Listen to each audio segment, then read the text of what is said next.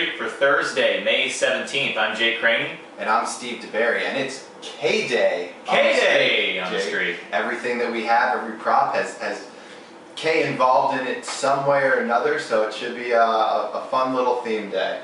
What's our first K of the day? Oh, I can't wait for the first K. It's the K Machine, my boy R.A. Dickey. He is a K And machine. the Mets at home against the Reds. You go first, because you know I want to talk about this. Yes. I'll say that.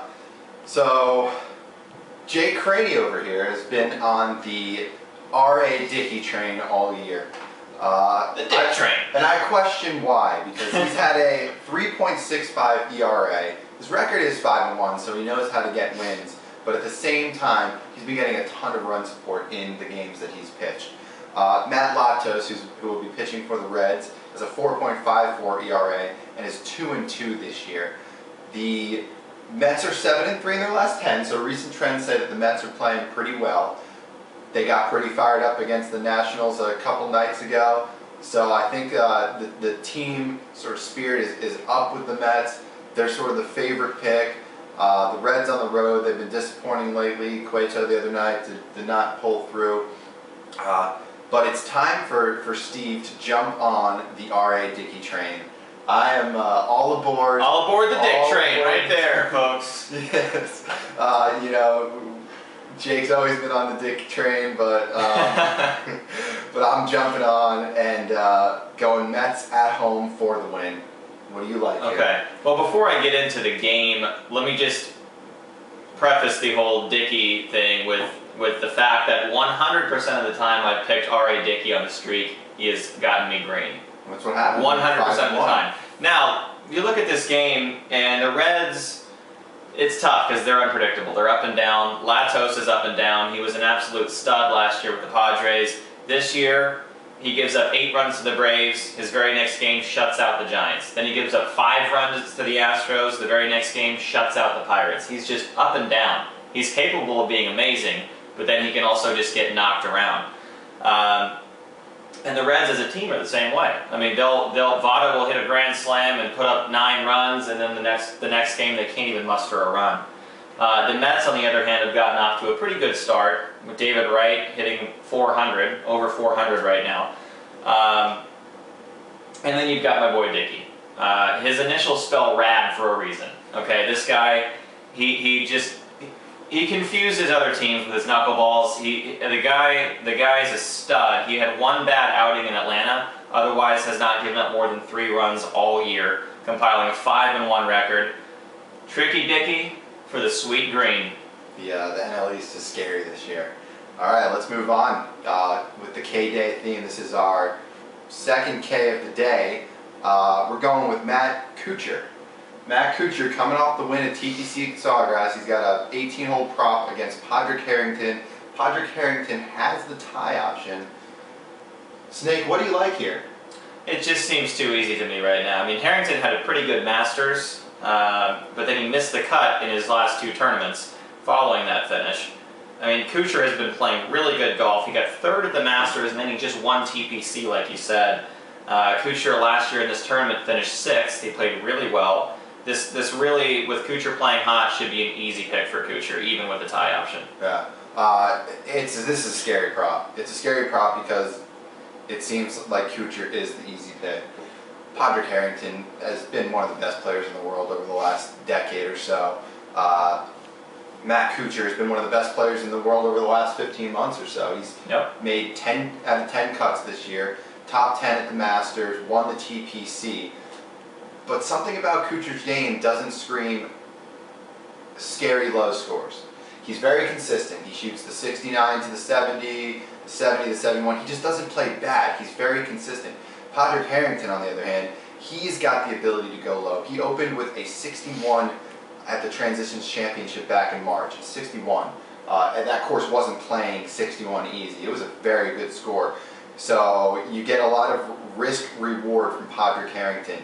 Definitely has the ability to go out there today and shoot lower than Matt Kuchar, because that's golf. They're all professional golfers.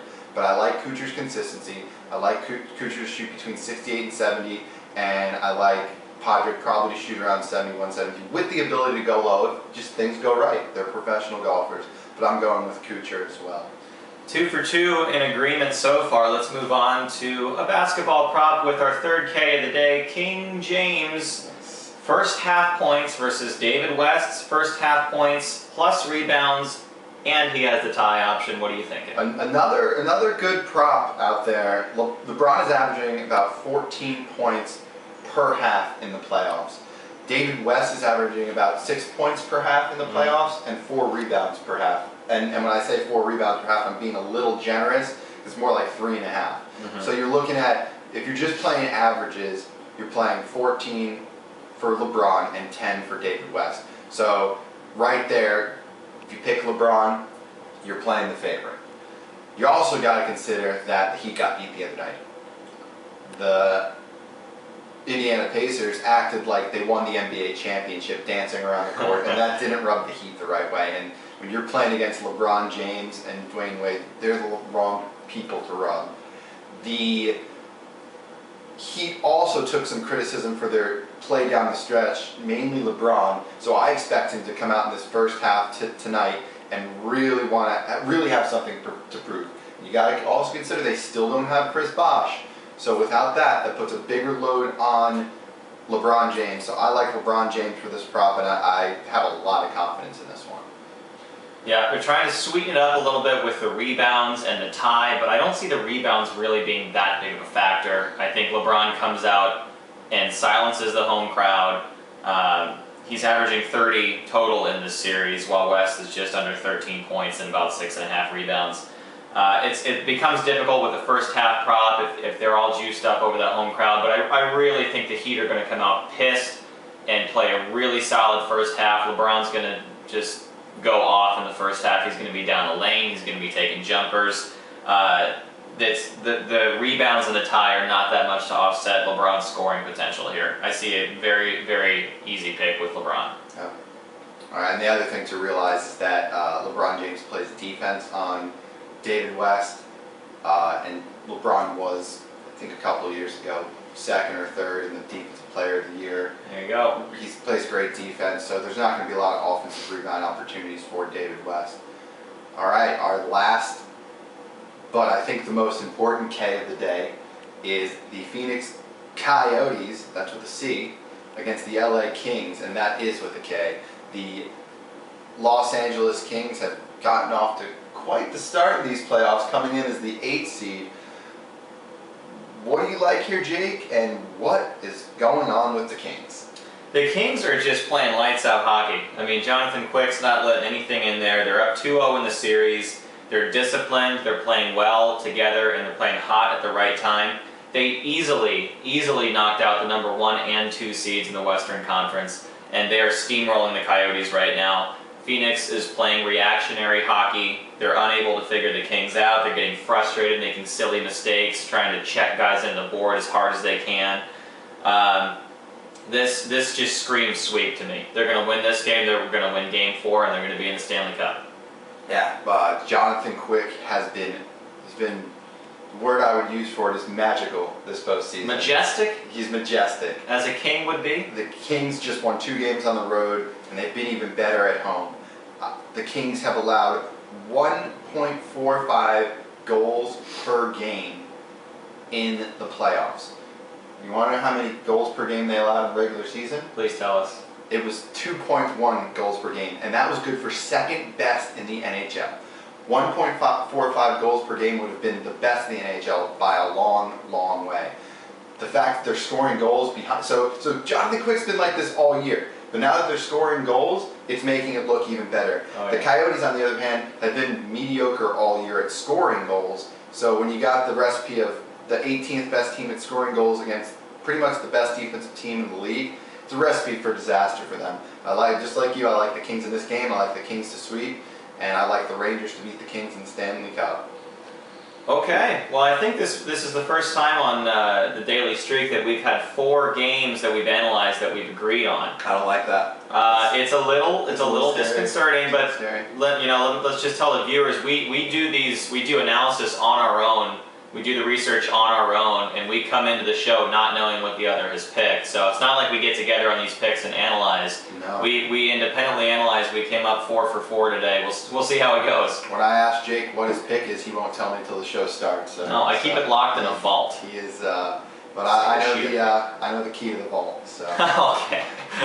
And just so you guys know, in honor of K-Day, we played some women's tennis in the background, which is very Anna Kournikova. And you got Azarenka here. She's just crushing. She's crushing. Azarenka, nice. We will be right back with Charles Craney, no K's in his names, pick of the day. Stay tuned.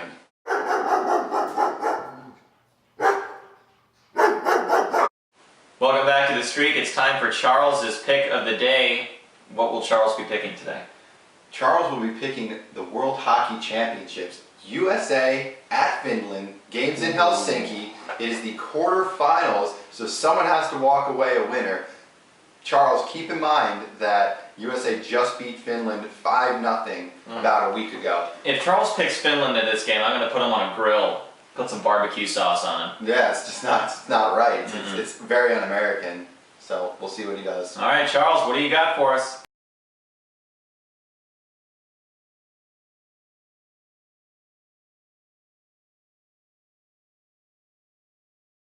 There you have it. Thankfully, Charles going with the USA. Even if they don't win, I support that pick. I think you do as well. Good work, Chuck. We'll be right back with our locks of the day.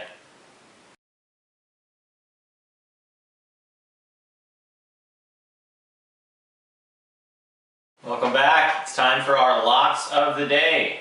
Let's start off with Chris DeBerry. Steve, who did Chris lock in today? Chris is staying with the K-Day theme, and he is locked in the Los Angeles Kings. He likes that hockey prop, and nice you pick. can blame him, right? Yeah, I They're like it. playing great. All right, how about yourself?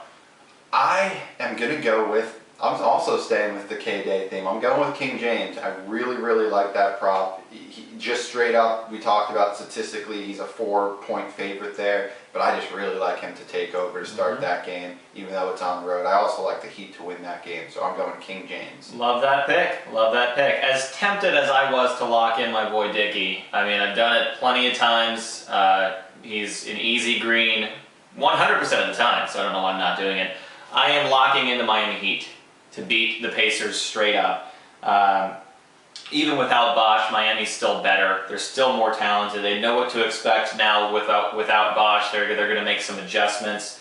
Getting the Heat straight up is a joke. I mean, even on the road. Let's not kid ourselves. The Heat are still going to win this series. They're going to win Game 3. Lock it in. Good. I like that pick. All right. Well, we'll see how we do. We're all kind of in agreement today, so hopefully things go our way, and we will be back tomorrow with a Friday edition of the Daily Streak. Thanks for watching. Be back tomorrow. We're also going to add in a new segment to end the week, known as the Shitty Pick of the Week, so stay tuned. Oh, good.